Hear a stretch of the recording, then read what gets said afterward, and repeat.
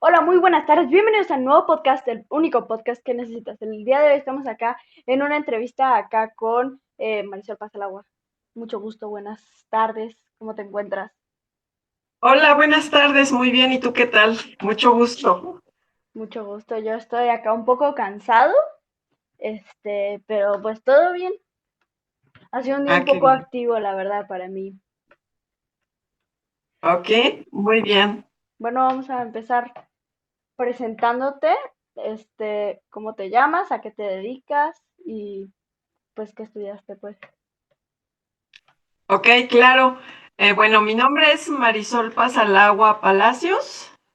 Me dedico a dar soporte técnico a muchas empresas, particularmente del sector automotriz y de la industria química, sobre mejora de procesos y análisis de riesgos. Y pues no sé qué más te gustaría saber. Pues, ¿qué estudiaste? No, si Ah, me... ok. Estudié ingeniería química, una licenciatura en la UNAM y después de ello estudié una maestría en administración industrial también en la UNAM. Muy bien, Básicamente es para lo que tengo cédula profesional. muy bien. Este, mm, ¿Cuáles consideras que son tus habilidades técnicas más importantes que desarrollas? Bueno, después de haber salido de la universidad, mis habilidades técnicas es un conocimiento, considero, alto de lo que es la química, la ciencia química, el comportamiento de las sustancias químicas, sus afectaciones a los ecosistemas y a la salud de las personas. Y a lo largo de mi carrera, pues enfaticé en estas habilidades y adicionalmente adquirí muchas habilidades en conocimiento y aplicación de normativas ambientales y de salud y seguridad en el trabajo.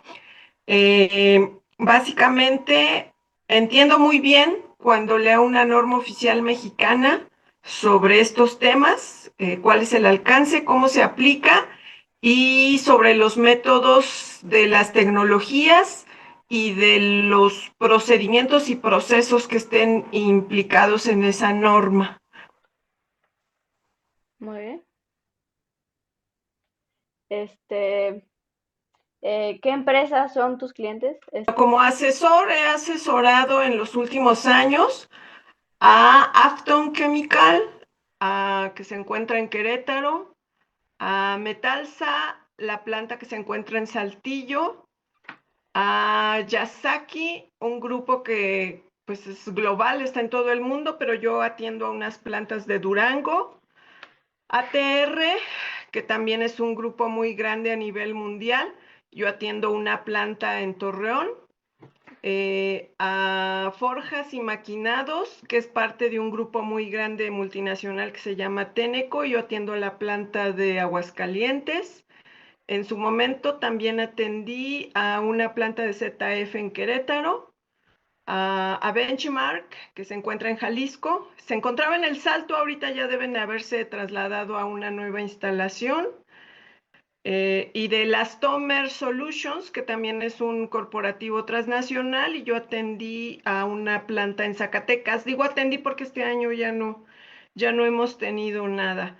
Eso en el sector privado y en el sector público, no de manera directa, siempre trabajando a través de un tercero. He atendido a varias plataformas petroleras en Campeche, instalaciones petroleras a lo largo pues de todo el país, haciendo evaluaciones, algunas capacitaciones, auditorías, a la Comisión Federal de Electricidad, todo lo que es generación, lo que era diseño y desarrollo de proyectos. Ya hace unos 10 años más o menos que no trabajo en el sector público. Ya ahorita sé que ha cambiado mucho la estructura, entonces tal vez hasta los nombres que esté diciendo ya no quede más que CFE como tal y Pemex, ¿no? Pero en su momento, pues de Pemex sí trabajé mucho en plataformas, exploración y producción. Y en refinerías conocí todas, audité todas, excepto la que se encuentra en Guanajuato. Y de la Comisión Federal de Electricidad, pues audité prácticamente todos los tipos de negocios que tenía la comisión hace más o menos también 10, 15 años, pero nunca audité Laguna Verde. Incluso su laboratorio, su área técnica y tecnológica más importante, que es el Instituto de Investigaciones Eléctricas que se encuentra en Cuernavaca, también lo audité, pero nunca me tocó auditar Laguna Verde, la única planta nuclear que hay en México. Y pues básicamente eso es las empresas a las que, a grandes rasgos, hay muchas otras empresas, pero pues ahorita ya no recuerdo el nombre, sobre todo como capacitador. Di cursos en muchas empresas a través de la UNAM, a través del TEC de Monterrey y de manera personal. Pero bueno, pues son muchos nombres, pero básicamente esos son los últimos, los más recientes, todavía son Sí, clientes algunos, y los más importantes por el tipo de actividades. muy bien. Creo que es algo importante el sector público en que sean auditados. Sí, ¿Cómo te mantienes actualizados tus conocimientos técnicos en este campo que se actualiza, pues, de manera relativamente constante? sí. Bueno, la mejor manera de mantenerte actualizado es pues aplicando lo que va saliendo, en este caso las normativas, los métodos. Cada proyecto implica estudiar un poco, porque, por ejemplo, pues cuando se me encargaba ir a las refinerías, pues desde que no sabía algunas cuestiones de seguridad básicas, otras que son relevantes, allí mismo nos daban algún entrenamiento sencillo, pero estudiaba por mi cuenta. He tomado cursos también, más o menos cada año tomo unos 3 o 4 cursos de temas que me parecen importantes para lo que en ese momento estoy haciendo.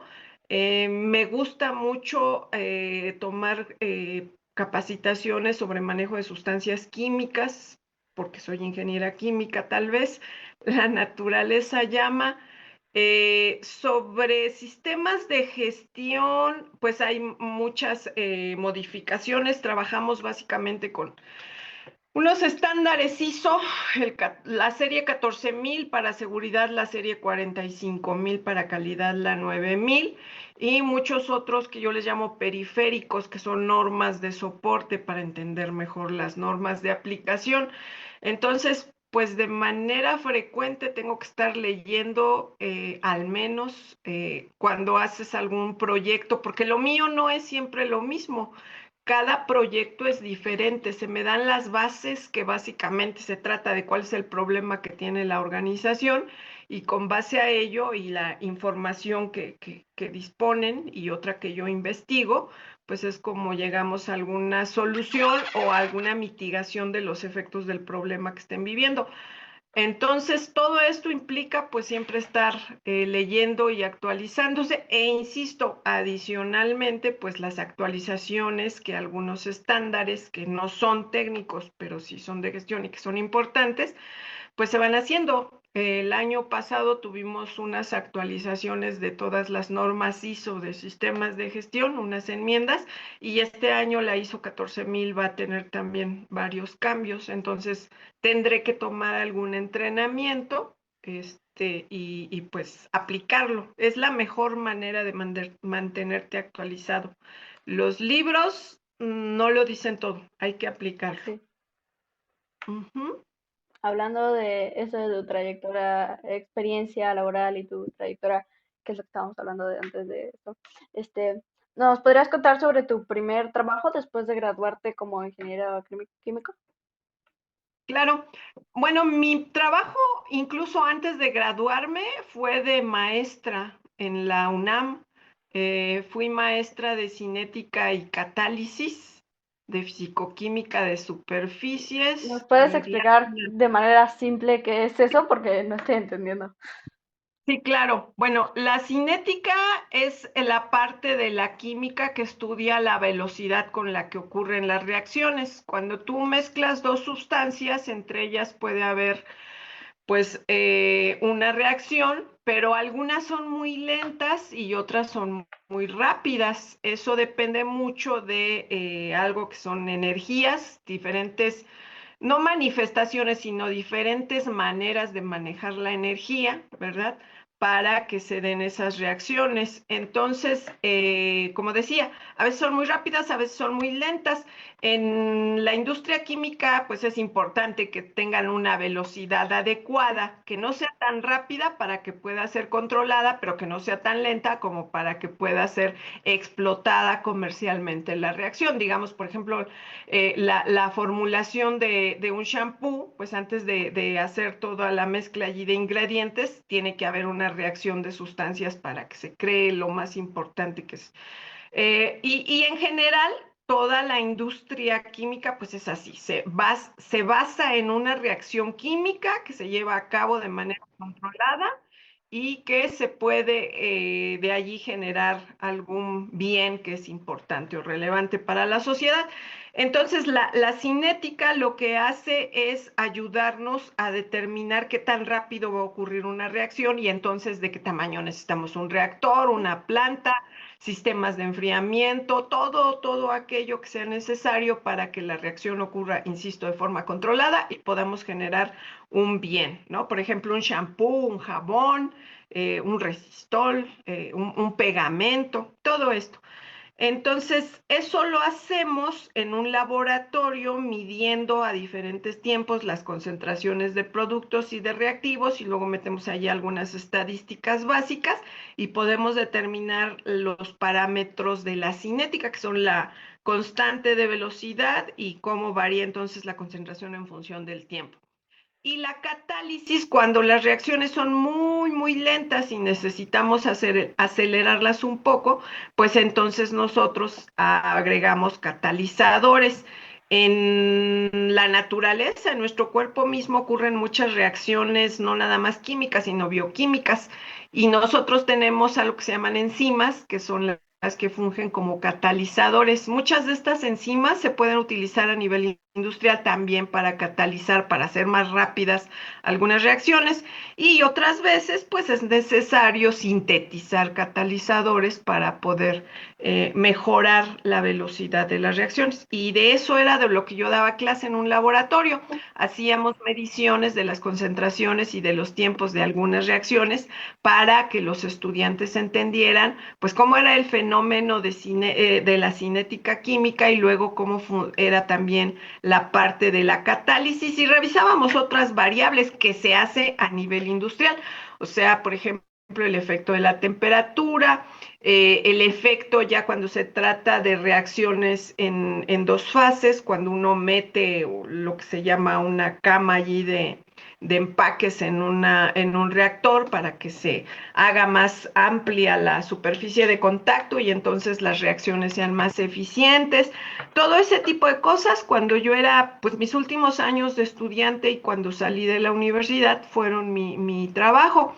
Y me pagaba la UNAM por eso, porque pues era maestra, hice mi examen de oposición y después de eso, mi primer trabajo ya en la industria, pues fue como responsable de medio ambiente en una planta farmacéutica. Se hacían medicamentos, había otra vez muchas sustancias químicas que eran los residuos de los medicamentos, materiales de prueba y que pues la empresa no sabía qué hacer con ellos, eran residuos, no era algo que se podía mandar a la basura, se tenían que destruir. Más que por el impacto ambiental, porque todavía no se consideraba o no estaba muy penada esa parte, era por el daño que causa el soltar un medicamento al drenaje o al suelo. Digo el daño que causa porque en lugar de ayudar a las personas, pues puede afectar, ¿no? Causar enfermedades o disminuir la la reacción de una persona a un medicamento. Por ejemplo, el tema de las penicilinas. Antes se tiraban así a la basura como cualquier cosa y entonces las personas, o más bien los bichos, empezaron a tener resistencia a las medicinas. Y cuando una persona tenía una infección y se quería aplicar un penicilínico, pues no le hacía nada al bicho porque pues ya había causado inmunidad, resistencia. Entonces, para controlar este tipo de cosas, donde trabajaba, a mí me encargaban muchas cosas, pero a mí lo que más me gustaba era eso, buscar la manera de destruir químicamente esos residuos que tenían de medicamentos para que no causaran daño ni a las personas ni al medio ambiente y se pudieran disponer en la basura de manera segura. Y pues básicamente de allí partió todo, ¿no? Ya a lo largo de mi vida he ido haciendo muchas veces eso, pero a nivel industrial, cada vez con temas, pues a lo mejor un poco más complicados y proyectos más grandes. El tema de los residuos es un problema global pues, que la gente cree que nada más es de buscar un sitio donde ir a tirar la basura. Y eso es lo último y lo peor que deberíamos de hacer. Nosotros deberíamos buscar la manera primero de que todo lo que, bueno, de no generar basura, luego de reusar la basura y después de darle tratamientos y manejos adecuados a la basura, tanto peligrosa como no peligrosa, para no impactar ni al medio ambiente, ni a los recursos, ni a las personas. Y bueno, de eso se trataba la cinética química y la catálisis, perdón. Sí. Este, ¿cómo ha evolucionado tu carrera profesional desde aquellos tiempos donde estudiabas, donde enseñabas en la universidad? Bueno, son actividades diferentes las que hacía en ese tiempo y las que... Ok. Como parte todavía de mi actividad profesional ahora doy capacitación, pero las capacitaciones que doy ya no son precisamente para estudiantes de la universidad, sino son pues para Sí, profesionistas, gente más ¿no? profesional. Sí, que necesitan saber, la gente me contrata mucho para todo lo que es otra vez el manejo de sus químicos en sus plantas, para que les explique, porque no todos son ingenieros químicos o químicos, la mayoría últimamente son ingenieros ambientales o tienen otras formaciones. Y entonces sus habilidades en los terrenos de la química se pueden ver limitados. Entonces me contratan pues para que les explique primero por qué es peligrosa la sustancia o el residuo o los dos, cómo podemos caracterizarlos, cómo podemos manejarlos, cómo les podemos quitar la peligrosidad.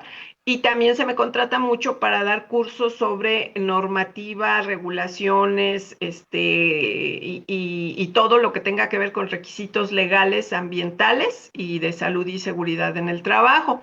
Pero esto es una parte nada más de mi actividad. Desafortunadamente el gobierno, al menos aquí en la Ciudad de México, tiene nos pone muchas trabas para dar una capacitación. Tengo un registro ante la Secretaría de Trabajo y Previsión Social como capacitador, pero mi registro, pues en primera ya es muy viejo, he tratado de actualizarlo, pero me piden que dé un curso 3 veces sin cobrar y pues yo no vivo de un salario, yo vivo de unos honorarios, entonces no puedo andar dando cursos sin cobrar. Sí, a veces doy pláticas sin cobrar, webinars, pero pues se me iría el negocio si me dedico a eso. Entonces, no doy mucha capacitación, pero sí tiene que ver, o vaya a enseñar, la acción de enseñar, pues sí tiene mucha relación con lo que hacía cuando empecé. Y actualmente me dedico más, insisto, pues a lo que es resolver algunas situaciones que tienen por manejo de residuos, por manejo de químicos, por aguas residuales, todo lo que causa impactos ambientales y unos impactos económicos altos a la empresa con temas de regulaciones, precisamente, digamos que haciendo allí pues no mezcla, pero sí una organización de todo, requisitos legales como criterios para tener un control de todo lo que es su gestión ambiental y de salud y seguridad en el trabajo, y hasta pues de la producción, porque realmente los residuos y las sustancias más mal manejadas y los accidentes de trabajo y las enfermedades de trabajo pues vienen porque la gente pues está ahí en un proceso productivo donde no hay control o el control es deficiente y entonces vienen los impactos tanto al medio ambiente como a las personas. Sí tiene mucho que ver. Yo creo que mi mayor fortaleza es precisamente mi formación como ingeniera química y por eso puedo entender muy bien cuando tenemos situaciones de impactos ambientales al agua, al aire, al suelo, porque siempre está implicada una o algunas sustancias químicas. Entonces, yo creo que esa es mi mayor fortaleza. Puedo visualizar rápidamente cuando tenemos problemas, pues la naturaleza del problema, digámoslo así. Y bueno, ya luego vemos la parte administrativa y la intervención de la gente y demás, Sí. pero sí puedo ver, y además de la naturaleza, el impacto que va a tener.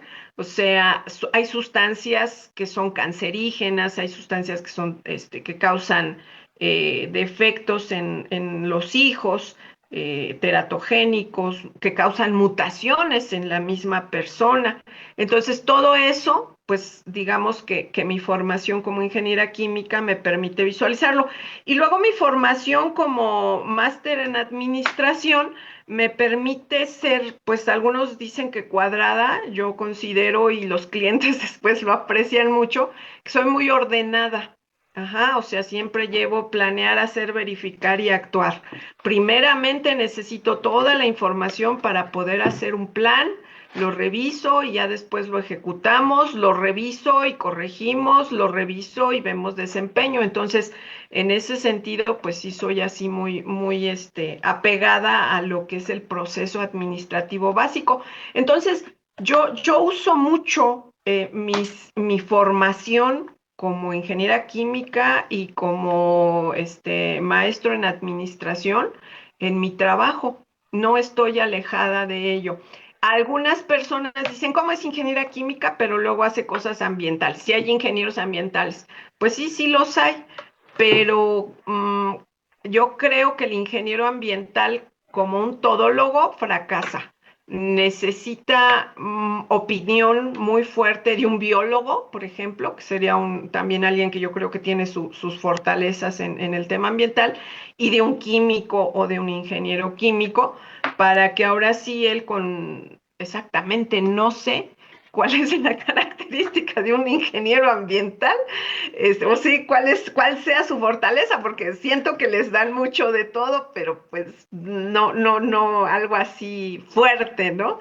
Entonces, pues ya a lo mejor con la opinión del biólogo y del ingeniero químico, pues ya es como puede aterrizar más sus impactos ambientales que evalúa el ingeniero ambiental o la ingeniería ambiental. Muy bien. ¿En qué, o sea, sí siento que estamos cambiando un poco de tema, pero en qué tipo de industrias has trabajado? O sea, como Bueno, farmacéutica, petroquímica.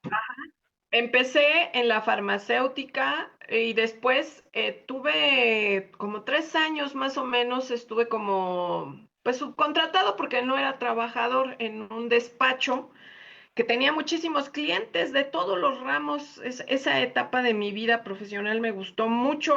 Fue muy matada porque eran problemas por todas partes, pero también fue muy rica, muy enriquecedora para mí en el tema laboral, porque atendí empresas tanto del ramo automotriz como de la cosmética, como de la farmacéutica, como esta empresa en la que yo trabajaba tenía muchos clientes y a mí eso me convino mucho profesionalmente. Trabajé para Ford, para General Motors, para Chrysler, para Firestone, para Danone, para Avon Cosmetics, para Anderson Clayton, para quienes más les hacía yo evaluaciones de impacto y de riesgo ambiental y me enteraba yo, me metía en las tripas de los procesos, en las plantas. Procter and Gamble también. Yo hice los estudios para la construcción de las plantas que creo que todavía tienen en Apacio el Grande en Guanajuato, donde hacen el Head and Shoulders, todos estos Ah, sí. shampoos. Un proceso de sulfonación con una tecnología muy innovadora, muy segura, y yo hice los estudios de impacto y de riesgo para que autorizara el gobierno la construcción de esas plantas. Para Ford, pues le veía yo en ese tiempo todo lo que eran sus lanzamientos. Cada año ellos hacen lanzamiento del modelo que sigue y a mí me tocaba hacer toda la parte de los estudios de impacto y de riesgo ambiental para las modificaciones que se iban a hacer a los procesos, porque allí sí no fue la planta, no, las plantas creo que son de hace 100 años, no sé. Entonces, las plantas no, pero procesos nuevos sí, sí, siempre me involucraron. En General Motors también atendí las plantas de Saltillo, de Saltillo, sí, en Coahuila, de Chrysler, creo que a Chrysler solo le hice un estudio, de Danone pues también hice algunos, de Anderson Clayton pues estudios para la planta más grande de helados que había pues hasta hace todavía algunos años en América Latina, la de helados Holanda que está en Tultitlán. Eh, ¿Para quién más? Para Firestone, pues eran trabajos pequeños también para modificaciones de planta, pero eso me permitía meterme a los procesos, estudiar los procesos, ver cómo, pues cómo se hace una llanta o cómo se ensambla un vehículo o cómo se hace un yogur o cómo se hace un perfume, cómo se hacen unos tamales allá en Anderson Clayton, ese tipo de cosas, ¿no? Muchas giros industriales. Y como auditor, pues insisto, también tuve la fortuna de auditar las empresas paraestatales más grandes, más importantes y más complejas de nuestro país, que son Pemex y la Comisión Federal de Electricidad. De Pemex audité todo, desde la extracción del petróleo hasta la entrega en las gasolineras a través de las pipas.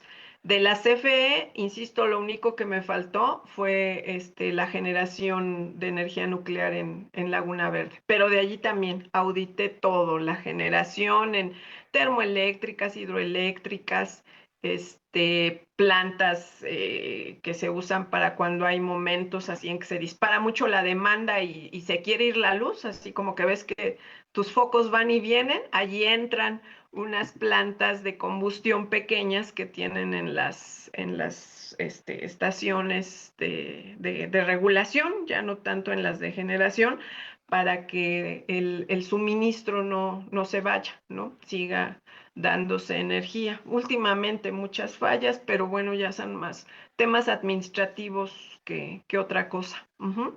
Y en Pemex, pues lo más impresionante son las plataformas, o sea, no cualquiera va a esas instalaciones allá en mar abierto con muchos inconvenientes en seguridad. Y todavía fui en el 2020, me parece, no, en el 2018 fue la última vez que yo fui a plataformas. Ya no voy, para mí antes era pues algo muy emocionante, pero uno va haciendo conciencia de lo peligroso y además, pues también empiezan Ujú. a tener ahí muchas cuestiones, administrativas, entonces yo ya no he ido y ya no me interesaría volver a ir allí al Big Brother en las plataformas, porque tienes que vivir allá, no puedes estar yendo y viniendo. Entonces, llegas allí al puerto, te embarcas y te vas a vivir los días que vas a hacer tu trabajo en plataforma. Y la vida es muy diferente a lo que conocemos aquí, ¿no? Siempre estás en el mar, siempre estás a expensas de la naturaleza y yo no sé por qué les encantaba que fuéramos en época de huracanes. Entonces, desde que llegabas al muelle a tomar tu embarcación, pues a veces había mal tiempo, pues a veces no salíamos, tenías que quedarte en el hotel y no te podías regresar a México, no, porque en cualquier momento se componía el clima y entonces teníamos que salir a las plataformas. Viajé en helicóptero, viajé en barco, viajé en lancha, nadando, ¿no? Pero de las otras formas, sí. Casi, Eh, casi. casi, sí, casi, exacto. Y sí, es muy interesante la vida en las plataformas porque, insisto, llegas, tomas tu barco, te llevan a un flotel, que es un barco o una plataforma donde la gente pues duerme y tiene actividades recreativas. Y de allí en las madrugadas a las 4 de la mañana ya tienes que estar listo allí para salir a la plataforma donde vas a trabajar. Generalmente vas llegando como a las 8 de la mañana y a las 3 de la tarde ya te echan fuera porque ya empiezan a cerrar. No, las plataformas de producción no son para dormir allí, son para trabajar. Entonces tienes que salir de ahí a las 3 de la tarde, esperar otra vez tu lancha que te va a llevar al lugar donde vas a dormir y a comer. Y pues así es, ¿no? Y no para los proveedores, pues digo, nos dan bien de comer y tenemos también derecho a ver la televisión al menos, pero pues no hay, son espacios reducidos a final de cuentas en medio del mar, entonces pues no ves más que ni azul, se ve que brilla hacia donde quiera que volteas y se escucha el golpeteo de las olas en las estructuras de la plataforma, ¿no? Y si hay alguna emergencia, pues sí sientes temor, te enseñan, te adiestran. Yo tomé un curso de sobrevivencia, bueno, tomé varios cursos de sobrevivencia en el mar, porque pues puede haber una emergencia y tienes que saber cómo evacuar, tienes que saber tu ruta de evacuación, tienes que saber, estar consciente de que se puede perder la lancha en la que estás tratando de regresar a tierra y entonces pues necesitas algunas habilidades y actividades para sobrevivir, ¿no? Entonces todo eso, cuando yo iba hace 10, 15 años, pues me parecía muy, muy emocionante. Ahorita ya no, ya. Bueno, pues ya nada más para ir cerrando, ¿cuáles son tus objetivos profesionales a mediano y a largo plazo?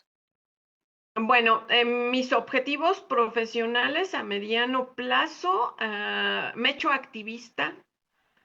mm, Como parte de tu profesión empiezas a ver los problemas que hay en tu entorno inmediato y ya no te interesa cobrar, sino te interesa hacer algo por mejorar algunas condiciones que observas, la tala, por ejemplo, la invasión de los terrenos forestales.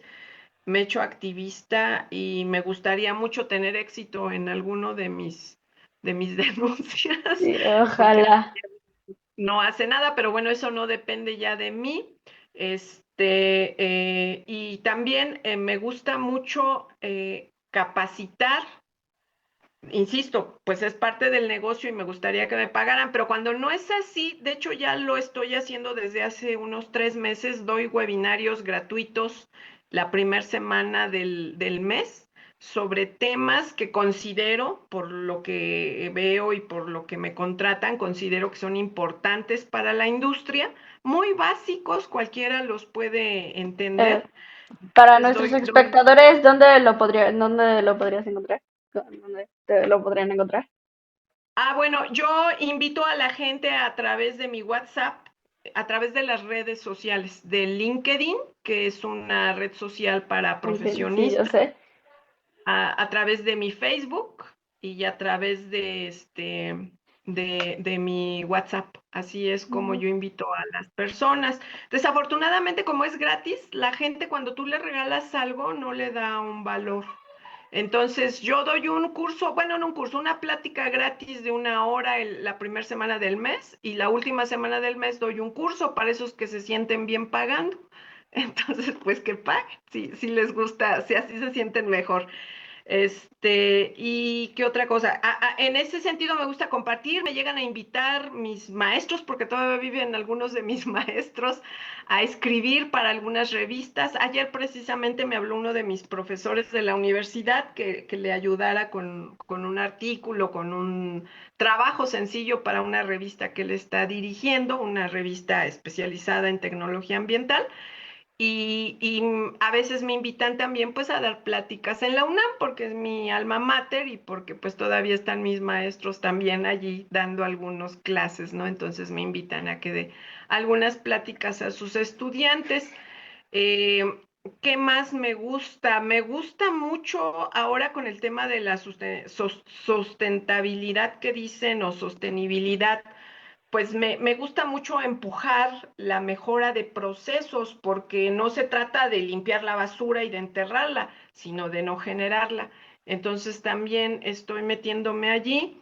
Se me llamó hace poco para un proyecto del gobierno, pero es algo muy, no le veo avance. Creo que ahorita tienen temas más relevantes para poder hacer algo en el sector minero, que el sector minero, porque es uno de los que más impactan. Yo creo que después de la petrolera es uno de los que más impactan, porque precisamente extrae los recursos, o sea, se llevan nuestro oro, se llevan nuestra plata y además nos pasan a dejar un cochinero en el suelo donde se asientan, y se asientan en todo un estado. Por ejemplo, Zacatecas, pues todo Zacatecas está extrayendo plata, entonces todo el subsuelo de Zacatecas, de Durango, de parte de San Luis, Aguascalientes, están contaminados. Entonces el proyecto de gobierno ahorita es pues que ya se deje de contaminar, que se mejoren las condiciones del suelo donde por muchos años y hasta siglos ha estado operando la minería,